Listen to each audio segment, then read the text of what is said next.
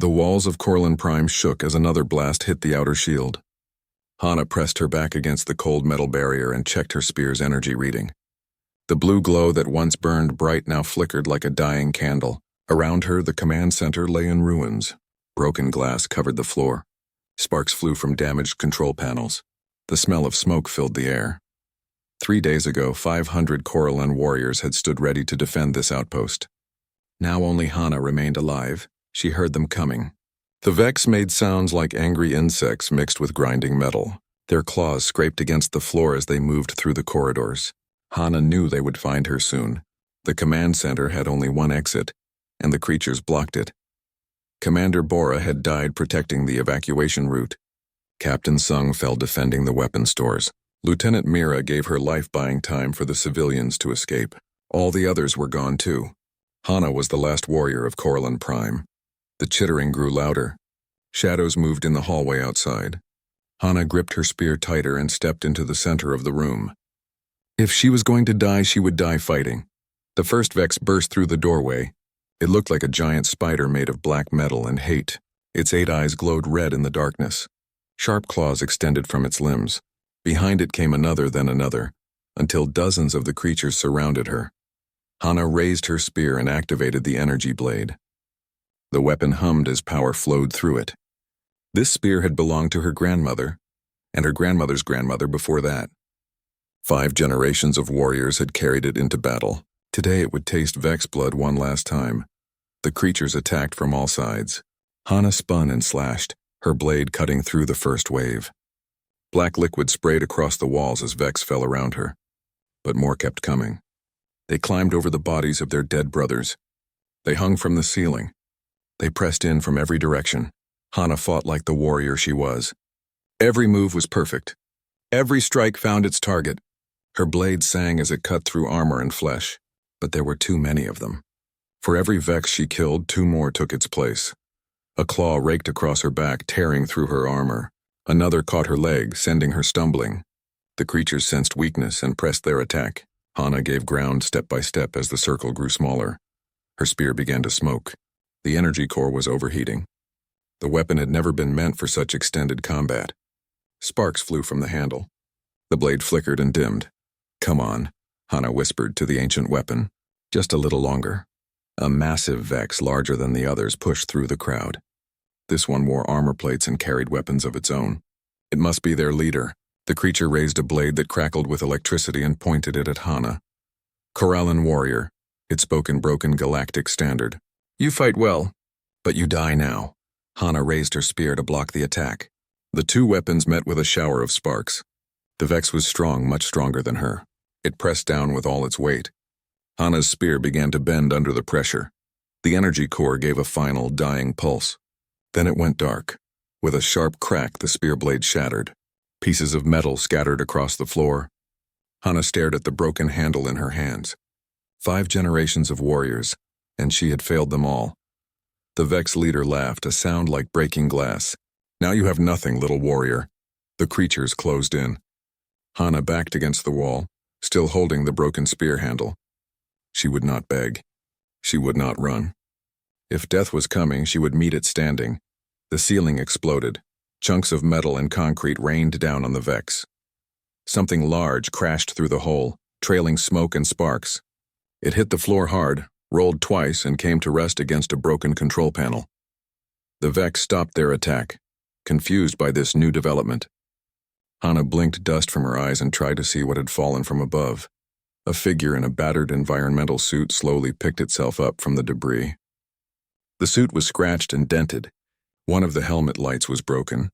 Steam rose from the cooling vents. The person inside moved carefully, like someone who had just survived a very bad landing. The figure looked around at the circle of Vex creatures. Then it reached up and removed its helmet, revealing the face of a human male. He had dark hair and tired eyes. He did not look afraid, just mildly annoyed. "Sorry I'm late," the human said in perfect galactic standard. His voice was calm, like he was apologizing for being late to dinner. "I was searching for my sword." Hana stared at him. A human? Here now? It made no sense. Humans were explorers and traders, not warriors. They avoided conflict whenever possible. What was one doing on Coralline Prime? The human reached into a pack on his back and pulled out what looked like an ancient blade. It was made of simple metal with no energy field or technological enhancements, just steel and leather wrapping on the handle. It looked like something from a museum. The Vex leader tilted its head, studying this strange newcomer. "Human," it said. "You are far from home. Leave now and we will not kill you." The human tested the weight of his blade, making a few practice swings. "Thanks for the offer," he said. "But I think I'll stick around." "You will die with the Coralline then," the Vex leader hissed.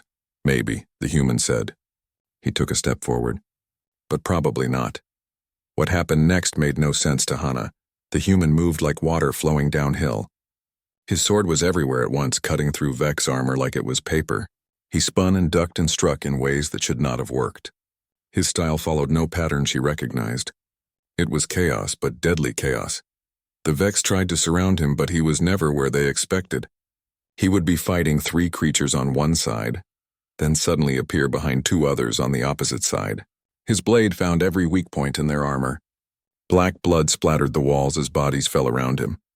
The human fought like he was dancing to music only he could hear. There was no wasted motion, no hesitation. Each cut was exactly where it needed to be. Each step took him to the perfect position for the next attack. Hana had trained her whole life in the art of war. She had studied every fighting style known to her people. But this was something new. The human fought like the rules did not apply to him. The Vex leader charged with an angry roar. The human stepped aside at the last second, letting the creature crash into the wall. Before it could recover, his sword found the gap between its helmet and chest armor. The leader collapsed without another sound. The remaining Vex looked at their fallen commander, then at the human standing calmly among the bodies. As one, they turned and fled back through the doorway. Their chittering faded as they ran down the corridor. The human wiped his blade clean and put it back in its simple sheath. He looked around the destroyed command center, taking in the damage. His eyes fell on Hana, who still stood against the wall holding her broken spear. "Well," he said, "that was exciting." He walked over to her and extended his hand. "I'm Gino, by the way, and I don't suppose you know where I can find some decent coffee around here." Hana stared at the offered hand. This human had just done what 500 Coralline warriors could not. He had driven off the Vex with nothing but an old sword and impossible skill. And now he was asking about coffee. She reached out and took his hand. "I am Hana," she said. "And no, I do not think there is any coffee left on Coralline Prime." Gino helped her to her feet. "That's a shame," he said. "I could really use a cup right about now." Hana followed Gino through the damaged corridors of Coralline Prime.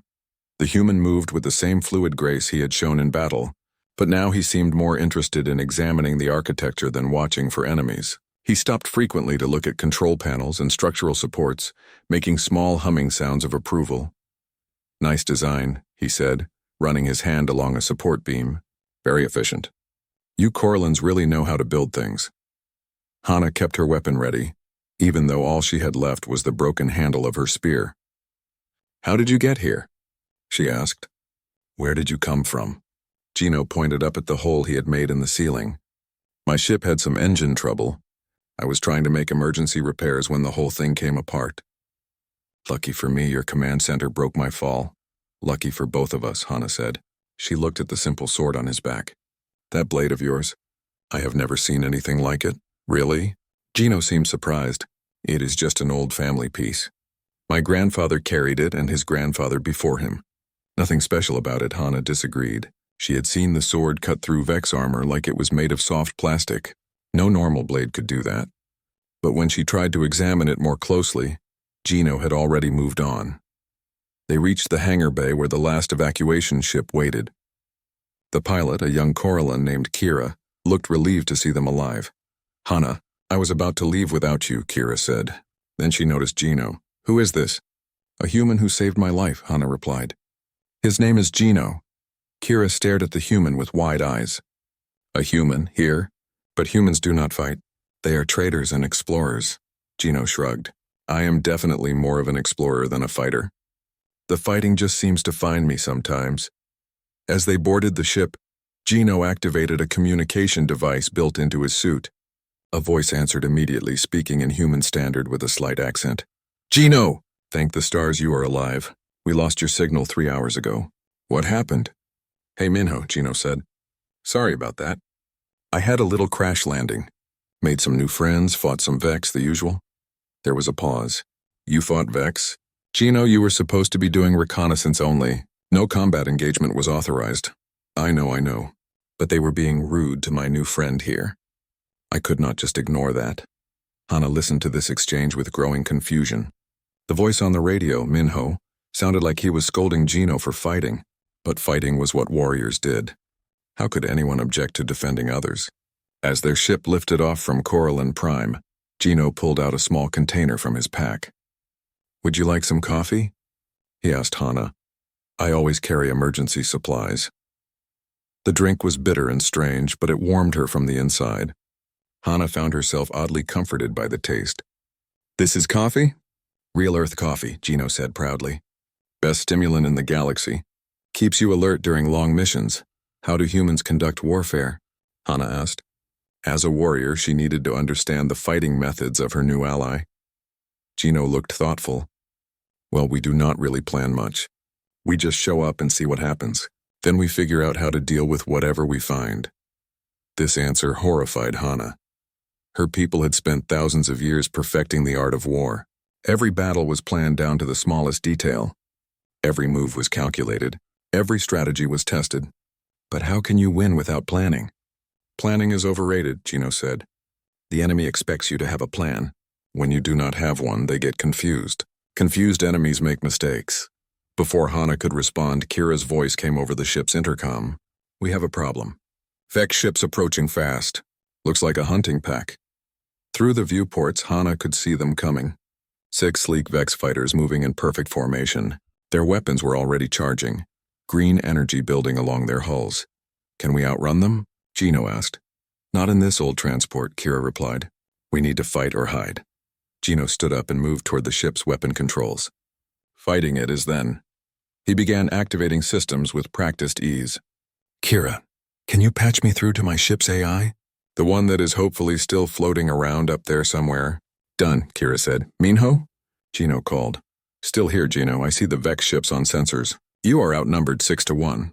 Good odds, Gino said. He was checking weapon readiness displays. Remember the coffee protocol? Which one? You have 17 different coffee protocols. The one where I like my coffee black with no sugar. There was a pause. Understood. Initiating emergency broadcast. All human ships in the sector respond to distress call.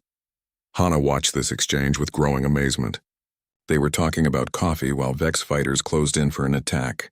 What kind of military used coffee as a code word? The first Vex ship opened fire. Energy beams lanced through space, missing their transport by meters. Gino grabbed the weapon controls and returned fire, his shot seeming to go everywhere except where the enemy ships were. You are missing, Hana said. Am I? Gino replied. He fired again, the energy beam apparently going wide of its target. Then Hana saw what he was really doing. The missed shots were hitting asteroids and debris, breaking them into clouds of smaller rocks. The Vex fighters, flying in their perfect formation, suddenly found themselves flying through a field of obstacles. 2 of the enemy ships collided with asteroid fragments and exploded. A third had its sensors blinded by the debris cloud and flew straight into a larger rock. The remaining 3 broke formation, trying to avoid the hazards Gino had created. Now they are confused, Gino said. He targeted the scattered enemies and began picking them off one by one. His shots no longer missed. The space battle was over in minutes. The Vex hunting pack was destroyed, and the transport continued safely toward the evacuation zone. How did you know that would work? Hana asked. Gino poured himself another cup of coffee. I did not know. I just tried something and hoped for the best. That is how humans fight. As they approached the human fleet, Hana could see that Gino had been telling the truth about human strategy. The ships were not arranged in any formation she recognized. They seemed to be scattered randomly through space with no apparent coordination between them. Yet somehow this chaos worked. When Vex forces tried to attack one human ship, 3 others would appear from unexpected directions. When the enemy tried to predict human movements, the humans would do something completely different. Minho's voice came over the radio again. Gino, we are getting reports from all over the sector. The Vex are retreating. Whatever you did down there, it worked. I did not do much, Gino said. Just had some coffee and made a new friend. Their ship docked with a massive human vessel. As they prepared to disembark, Kira turned to Hana. Your government wants to talk to the humans about an alliance. This is the first time we have ever considered working with another species. Hana understood why. She had fought alongside the greatest warriors of her people, and they had all fallen to the Vex. But this one human with his ancient sword and chaotic tactics had accomplished what none of them could. As they walked through the airlock, Gino suddenly stopped. That is strange, he said. What is strange? Hana asked. Gino checked his pack, then his belt, then his pack again. My sword is gone. Hana looked around the corridor they had just walked through. There was no sign of the weapon anywhere. Could you have left it on the transport? No, I had it when we docked. Someone took it while we were walking. Gino did not seem angry, just puzzled. Who would steal a sword? Before Hana could answer, alarms began sounding throughout the ship. Red lights flashed in the corridors. A voice announced over the intercom. All hands to battle stations. Vex fleet approaching. This is not a drill. Through the nearest viewport, Hana could see them coming. Hundreds of Vex ships, more than she had ever seen in one place. At their head flew a massive dreadnought bristling with weapons. Well, Gino said, this should be interesting. The human flagship was unlike any military vessel Hana had ever seen. Where Corallan ships were built with clean lines and perfect efficiency, this one looked like someone had stuck different pieces together and hoped for the best. Pipes ran along the walls in no pattern she could understand. Control panels were different sizes and colors. Some areas looked brand new, while others seemed ancient.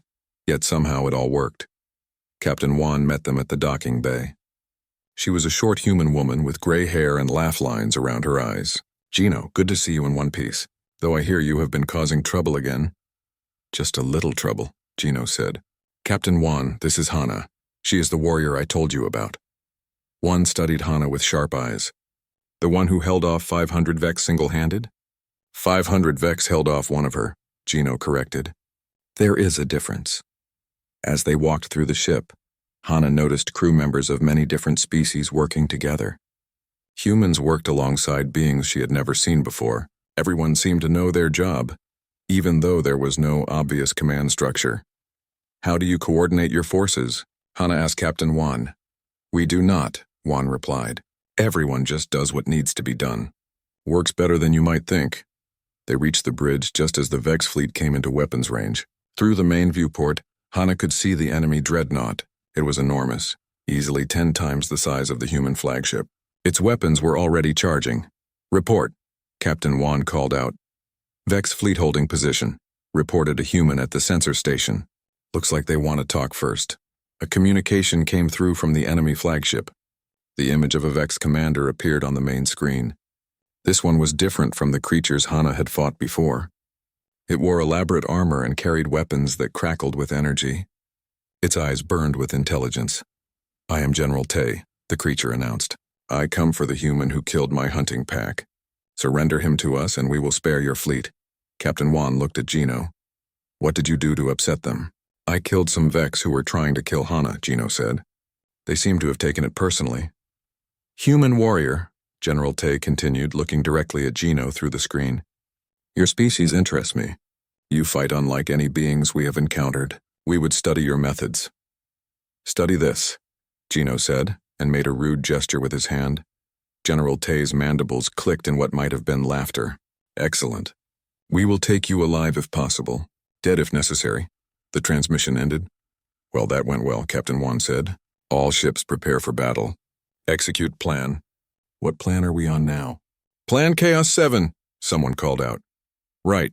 Execute Plan Chaos 7. Hana watched in amazement as the human fleet immediately scattered in all directions. Ships that had been close together suddenly spread out across space. There was no formation, no coordination, no apparent strategy at all. What is Plan Chaos 7? Hana asked. Everyone goes somewhere else and shoots at things, Gino explained. It is a good plan. The Vex fleet advanced in perfect formation, their movements precise and coordinated. They had clearly studied human tactics and prepared counters for every strategy in their databases. But the humans were not using any strategy the Vex had seen before. Human ships appeared from behind asteroids where no ships should have been able to hide. They attacked from angles that made no geometric sense. When the Vex tried to surround one group, they found themselves surrounded by another group that had come from nowhere. "How are your ships doing that?" Hana asked, watching a human cruiser somehow appear inside the Vex formation. "Doing what?" Captain Wan asked, moving like that, appearing where they should not be able to appear. Wan shrugged. "We have good engineers. They like to tinker with things. Sometimes they tinker with physics." On the tactical display, Hana could see the battle developing. The Vex had superior numbers and firepower, but they could not hit targets that refused to stay where physics said they should be. Human ships blinked in and out of existence, struck from impossible angles, and somehow kept fighting even after taking damage that should have destroyed them. "Gino," came a voice over the communication system. It was Minho, calling from somewhere in the fleet. "I am reading some interesting energy signatures from the Vex dreadnought. Looks like they have some kind of new weapon." "What kind of new weapon?" Gino asked. "The kind that makes very big explosions. They are charging it now." Through the viewport, Hana could see energy building along the dreadnought's hull. Whatever weapon they were preparing, it was enormous. The whole ship was glowing with power. "All ships, evasive maneuvers," Captain Wan ordered. "Get away from that thing." But the human ships were already scattered across the battlefield. There was no way to retreat in time. The Vex weapon would fire in seconds, and when it did, it would destroy everything in its path. Gino was studying the tactical display with a thoughtful expression. "Minho, are you still tracking those energy signatures?" "Yes, the weapon is almost ready to fire." "Good, I need you to do something for me." "What?" "Remember when we talked about coffee preferences yesterday? I said I liked my coffee hot." "Very hot, you said." "Right. Well, I changed my mind. I like it cold now." There was a pause. "Understood. All ships, execute cold coffee protocol." Hana had no idea what the cold coffee protocol was, but the effect was immediate. Every human ship in the fleet suddenly stopped moving. They shut down their engines, their weapons, even their life support systems. In seconds, the entire human fleet went dark and cold. The Vex weapon fired. A beam of pure energy lanced across space, powerful enough to destroy a planet. But when it reached the human fleet, there was nothing there to hit. The ships had become so cold that they were invisible to Vex sensors. The beam passed harmlessly through empty space. "Now," Gino said. The human ships came back to life all at once. Engines roared, weapons charged, and suddenly the Vex found themselves under attack from ships they thought had been destroyed. The dreadnought, having exhausted its main weapon, was vulnerable. Human ships swarmed around it like angry insects, striking at weak points in critical systems. Within minutes, the massive vessel was crippled. "This is impossible." General Tay's voice came over the communication system. "Your ships should have been destroyed." "Should have," Gino agreed. "But we do not really worry about what should happen. We prefer to focus on what does happen." The Vex fleet began to retreat, their perfect formation breaking apart as ships fled in all directions. General Tay's voice came through one last time. "This is not over, human. We will study your methods. We will adapt. We will return stronger." "Looking forward to it," Gino replied. As the Vex ships disappeared into hyperspace, Captain Wan turned to Hana. "So, what do you think of human military tactics?" Hana thought about everything she had seen. Ships that moved in impossible ways, plans based on coffee preferences, strategies that worked precisely because they made no sense. "I think," she said slowly, "that my people have much to learn from yours." Gino smiled. "And we have much to learn from your people. That is what makes good allies." A new voice came over the communication system. It was Nari, Gino's sister, calling from the diplomatic ship. "Gino, I have news from the Corellan government. They want to discuss a formal alliance, something about mutual defense and shared technology." "That is good news," Gino said. Then his expression changed. "Wait, where is my sword?" He checked his pack again, then looked around the bridge. The weapon was definitely not there. "Could you have left it in your quarters?" Captain Wan asked. "I have not been to my quarters yet. Someone took it during the battle." Wan activated the ship's internal security system. "Let me check the surveillance recordings." Images flashed across a screen showing different areas of the ship during the recent hours. "There," Hana said, pointing at the screen. "That person." In the recording, a figure in a maintenance uniform was carefully removing something from Gino's pack, while he was distracted during the battle. The person's face was hidden, but their movements were deliberate and practiced. Who is that? Juan asked.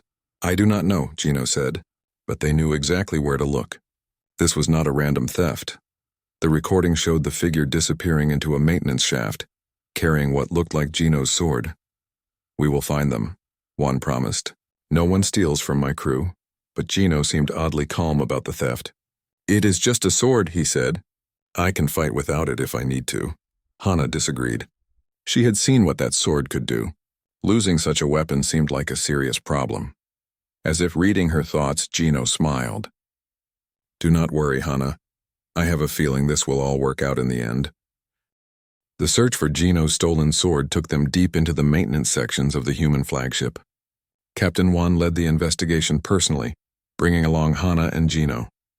The corridors here were narrow and filled with pipes and machinery. The air smelled of oil and recycled atmosphere. Whoever took your sword knew the ship well, one said, checking her scanner. They avoided all the main security sensors. Hana examined scratch marks on a wall where someone had squeezed through a tight space. They were in a hurry, she observed. See how the marks go deeper here? They were carrying something heavy. They followed the trail through twisting passages until it led to a storage bay in the lower levels. Inside, they found the thief waiting for them.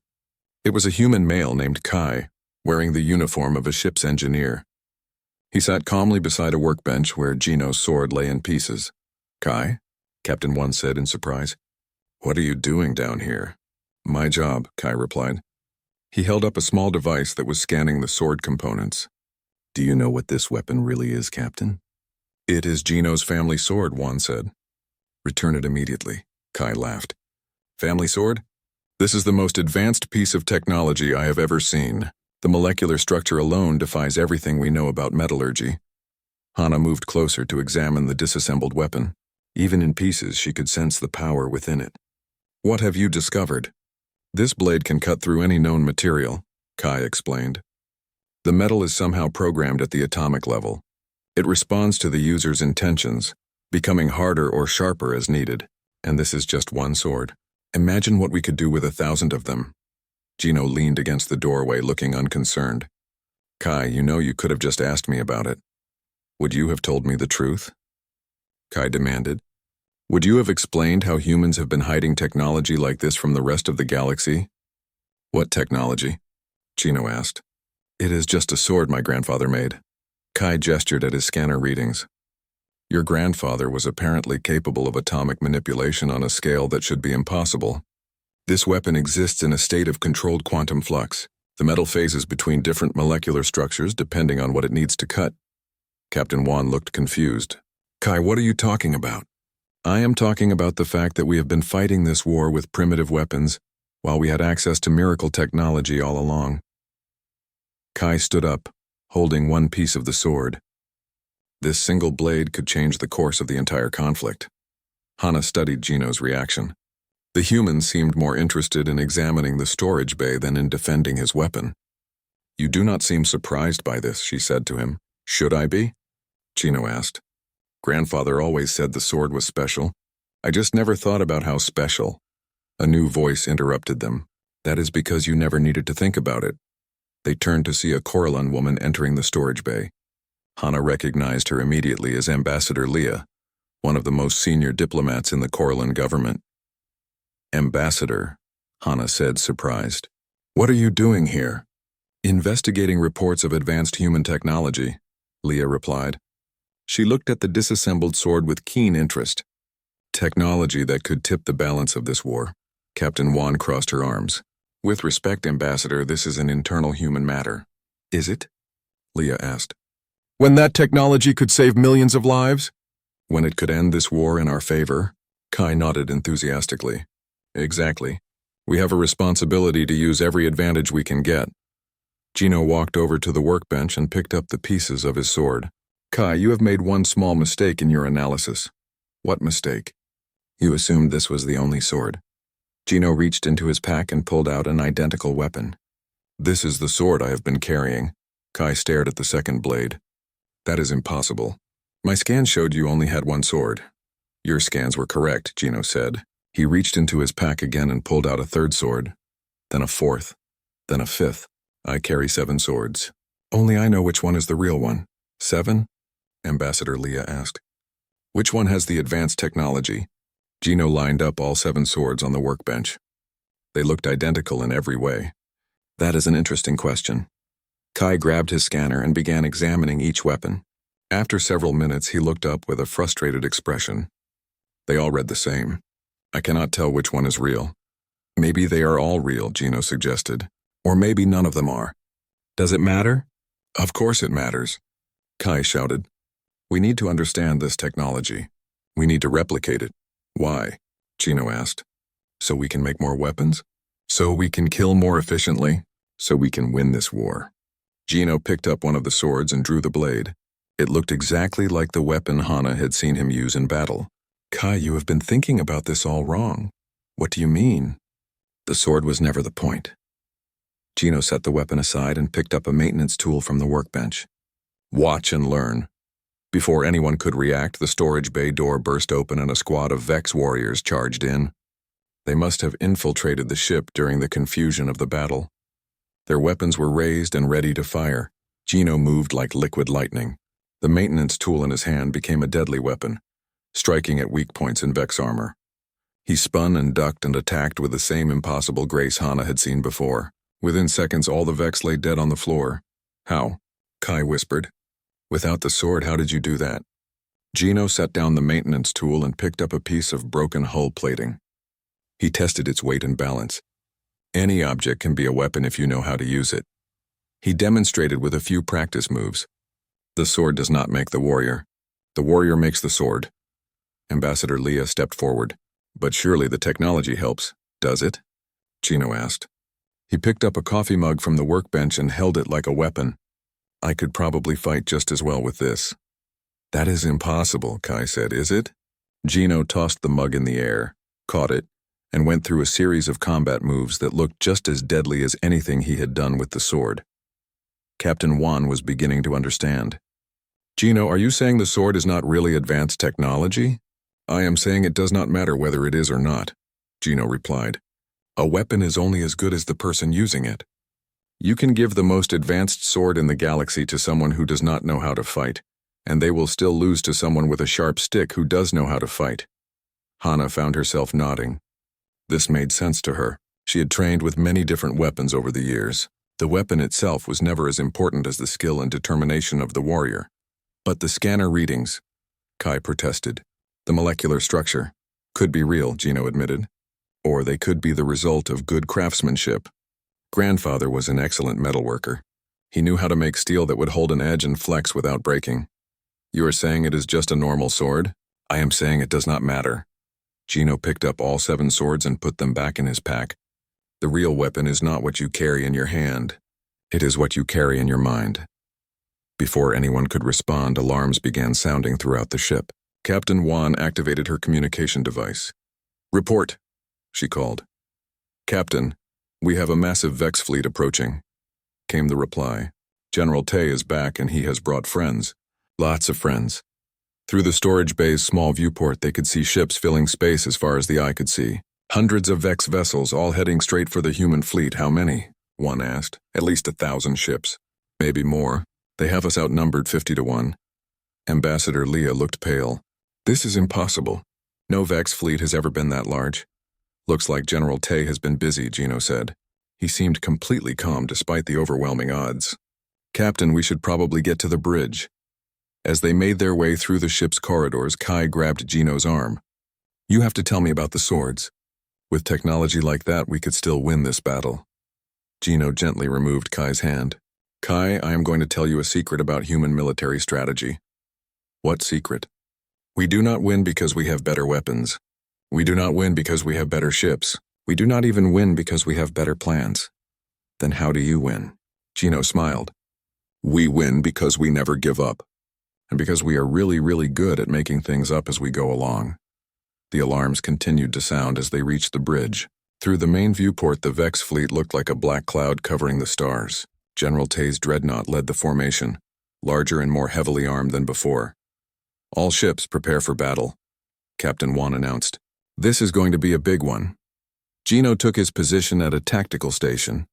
Minho, are you out there? Right here, Gino, and I have to say this does not look good. When has it ever looked good? Gino asked. Remember, when in doubt, improvise. Improvise what? We are outnumbered 50 to 1. Then we will just have to be 50 times more creative than they are. The Vex fleet stretched across space like a dark ocean. General Tay's voice echoed through every ship in the Human and Coraline Alliance as his transmission reached them. Human fleet, the Vex commander announced. You are surrounded. You cannot run. You cannot hide. Surrender now and we will make your deaths quick. Captain 1 looked at the tactical display showing 1,000 enemy ships closing in. Well, that is not very sporting of them. Gino studied the enemy formation from his position at the tactical station. The Vex had learned from their previous encounters. Their ships were spread out to prevent surprise attacks. They had scouts watching every possible escape route. Their weapons were charged and ready. They have planned for everything we did before, Hana observed. She stood beside Gino, watching the enemy movements with a warrior's eye. Good, Gino said. That means they are not planning for what we are going to do next. What are we going to do next? Captain 1 asked. I have no idea, Gino replied cheerfully. But I am sure we will think of something. Ambassador Leah looked horrified. You cannot be serious. We need a strategy. We need a plan. Plans are overrated, Gino said. He activated the fleet communication system. All ships, this is Gino. Anyone have any good ideas? Voices came back from across the fleet. Human captains, Coraline commanders, even some engineers and mechanics joined the conversation. We could try ramming them, suggested one captain. Too many of them, replied another. What about that thing we did at the Nebula station? Asked a third. Which thing? The one with the garbage and the singing. Oh, that thing. Good idea. Hana listened to this chaotic discussion with growing amazement. There was no chain of command, no formal planning process. Everyone just talked until someone said something that sounded reasonable. I have an idea, came Minho's voice over the communication system. Remember the coffee shop incident? Which coffee shop incident? Gino asked. We have had several. The one where you spilled coffee on that Vex diplomat and he got so angry he forgot to activate his ship's shields. That was an accident. But it worked. What if we made them angry on purpose? Captain 1 was beginning to understand. You want to make them lose their temper? Exactly, Minho said. Angry enemies make mistakes. How do we make 1,000 Vex ships angry? Asked someone. Leave that to me, Gino said. He opened a direct communication channel to General Tay's flagship. General, can you hear me? Tay's image appeared on the main screen. The Vex commander looked confident and relaxed. I hear you, human. Are you ready to surrender? Actually, I wanted to apologize, Gino said. Apologize? For the coffee thing? At the peace conference. I really did not mean to spill hot coffee on your diplomat. General Tay's mandibles clicked in confusion. What coffee thing? You know, when Ambassador Zek came to discuss a ceasefire and I accidentally poured coffee all over his ceremonial armor. He seemed really upset about it. That was you. Complete accident. But I heard he had to spend 3 days getting the stains out. I felt terrible about it. General Tay's eyes began to glow brighter. You humiliated our most senior diplomat with your primitive drink. Well, when you put it like that, it sounds worse than it was. And at the Battle of Kepler Station, Gino continued, when your fleet commander got distracted by that human music we were playing. I hope that did not get him in trouble. Fleet Commander Vex was executed for that failure. Oops, sorry about that too. Hana could see what Gino was doing. With each casual comment, General Tay became more furious. The Vex commander's careful composure was cracking. Oh, and there was that time your hunting pack got lost because we gave them wrong directions to the asteroid field. That was actually on purpose. I probably should have mentioned that earlier. You, General Tay roared. You have been the source of our failures. Not all of them, Gino said modestly. Just the embarrassing ones. General Tay was now vibrating with rage. Attack! Kill them all! Leave no survivors! The Vex fleet charged forward in a furious rush, abandoning their careful formation. Ships that had been positioned to cover each other suddenly found themselves alone. Commanders who had been following detailed battle plans threw them away in favor of direct assault. Now, Captain Wan ordered. The human fleet scattered like leaves in a wind. But this time, the scattering followed a pattern that only became clear when seen from above. Each human ship moved to a specific position, creating a three-dimensional maze in space. The angry Vex ships followed, chasing individual targets through the maze. But the maze was designed to separate and confuse attackers. Vex ships found themselves flying into dead ends, colliding with each other, or exposing their weak points to crossfire from hidden human vessels. Phase 2, Gino announced. Suddenly, every piece of space debris in the area began moving. Asteroids changed course. Derelict ships came to life. Even pieces of wreckage from previous battles started flying through the battlefield in coordinated patterns. "How are you doing that?" Hana asked. "Remember when I said our engineers like to tinker with things?" Gino replied. "They have been very busy." The Vex fleet found itself fighting not just enemy ships but the entire environment. Asteroids struck them from unexpected angles. Debris clouds blinded their sensors. What had been empty space suddenly became a storm of moving obstacles. General Tay's voice came over the communication system, no longer confident. "This is impossible. Space does not behave this way." "You're right," Gino replied. "It does not. Unless you know the right people." "What people?" "Engineers who get bored easily." The battle was turning into a rout. Vex ships, separated and confused, were being picked off one by one. Their superior numbers meant nothing when they could not coordinate their attacks. But General Tay still had one card to play. His massive dreadnought broke away from the main battle and headed straight for the human flagship. "He is coming for us," Captain Juan observed. "Good," Gino said.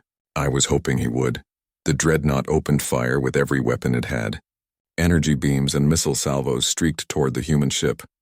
But instead of trying to dodge, Captain Juan ordered a direct course toward the enemy vessel. "Are we ramming them?" Hana asked. "Something like that," Gino said. He was putting on his environmental suit. "Hana, would you like to come with me on a little trip?" "Where are we going?" "To have a conversation with General Tai." Before Hana could ask how they were going to reach the enemy ship, Gino activated what looked like a simple escape pod. But as they launched, she realized it was moving in ways that no normal pod should be able to move. It twisted through space, avoiding enemy fire, and somehow arrived at the dreadnought's hangar bay. "More engineering?" Hana asked. "My favorite kind," Gino replied. They fought their way through the Vex ship's corridors. Hana had her repaired spear, its energy core glowing bright blue once again. Gino carried one of his 7 swords, though Hana still could not tell if it was the special one or not. They found General Tay on his command bridge, surrounded by his elite guards. The Vex commander was enormous, even larger than he had appeared on the communication screen. His armor was covered in weapons and his eyes burned with fury. "Human," General Tay roared. "You have cost me everything.